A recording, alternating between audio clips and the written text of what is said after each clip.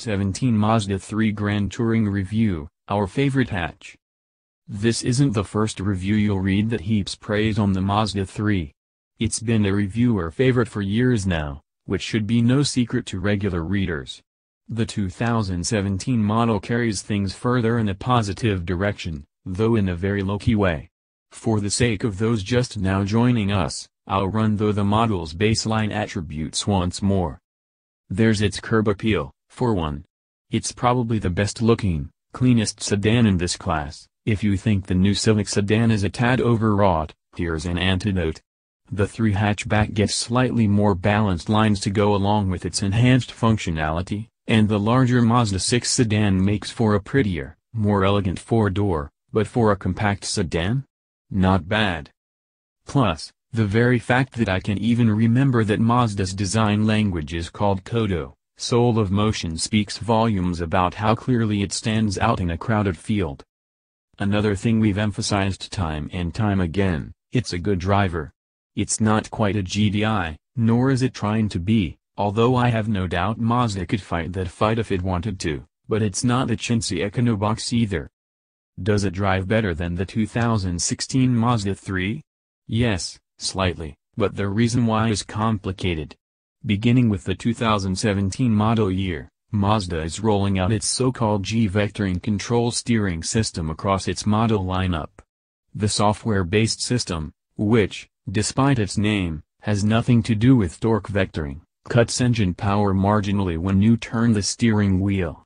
This loads up the front wheels and creates a more stable, predictable and theoretically less fatiguing directional control experience. The power cut is unnoticeable, and the system itself is very nearly so, which is exactly the point. I tested G-vectoring control a few months ago at Laguna Seca, Mazda Raceway Laguna Seca, and yes, it works.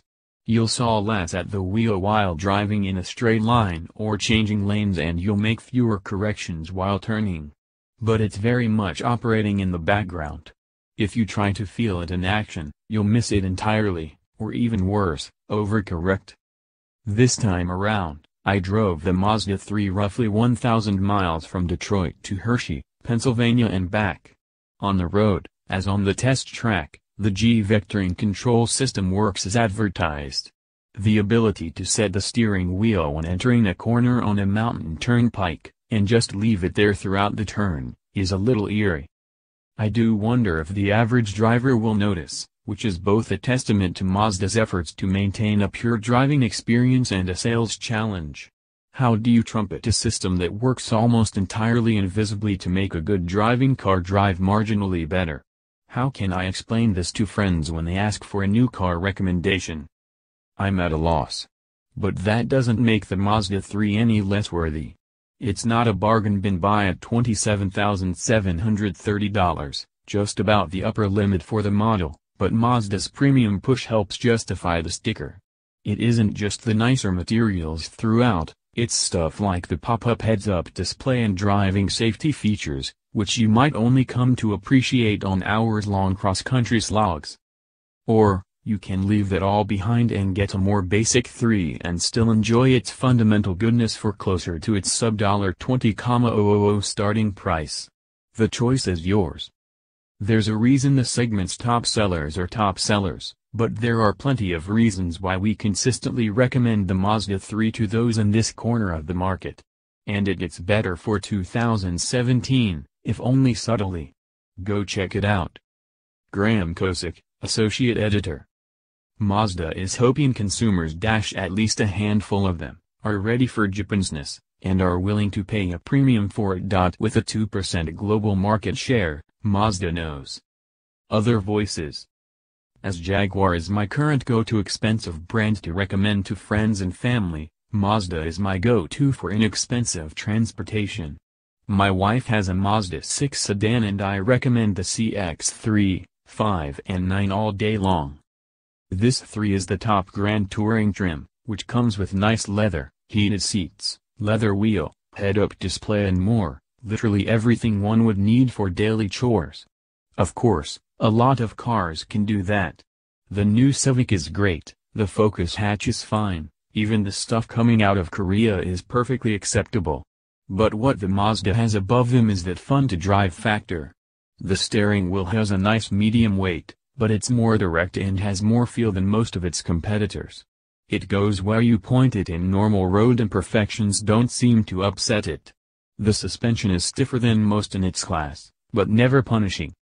The 2.5-liter is adequate for this type of car. You do have to floor it to get any sense of speed, but it does have it. You can wail on the standard focus all day long and it never really feels quick, at least not with an automatic transmission. Also, the Mazdas have the auto stick in the proper, up is down format, which is important to me. I'm a cheapskate, so I'd stick with the lower model. If I was going to spend $27,000 I'd get a Golf GTI or Focus Street. I also like hatches better than sedans, so I'd go with the 5-door regardless.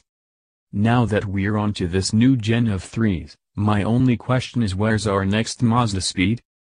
Jake Lingeman, Road Test Editor. The 2017 Mazda 3 Grand Touring is one of the better inexpensive small cars on the market.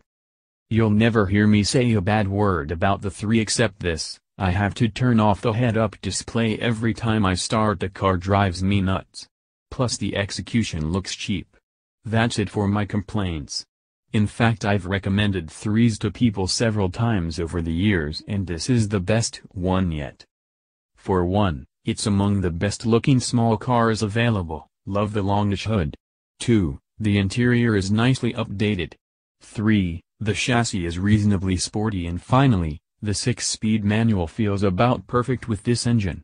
The car responds fantastically to steering inputs, carving through corners with a definite spring in its step. The 2.5-liter is adequate but no more. You gotta get her up above 3K to make things interesting for sure. The good news is it revs smoothly and the throttle response is on the money. I'd like a little more oomph down low, but just a little. Besides the aforementioned cheap-looking head-up display, the interior is fine, well built from materials better than most in this class, and comfortable seats. The electronic parking brake, not a huge fan but I can live with it. All told, this is among the best small cars on the market, as I've said a gazillion times. You can tell people who love to drive developed it. High praise indeed. If I needed a small car to buzz around town on a daily basis, this would be it, equipped almost exactly like this car. If I had a little more scratch, a GTI would be awfully tempting. Wes Raynal, Editor. Sport. City, Highway. By Autoweek staff. On sale, now. Base price, $25,030. Powertrain, 2.5-liter i4, FWD 6-speed automatic. Output, 184 horsepower at 5,700 revolutions per minute, 185 pounds-to-foot at 3,250 revolutions per minute. Curb weight, 3,046 pounds. Fuel economy, 27/36 of a mile per gallon EPA city/highway/combined.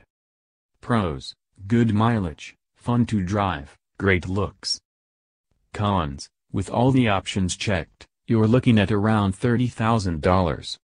Car reviews, car news, photo, authors, Autoweek editors, family, other news, drive reviews, review notes, hatchback, Mazda, Mazda 3.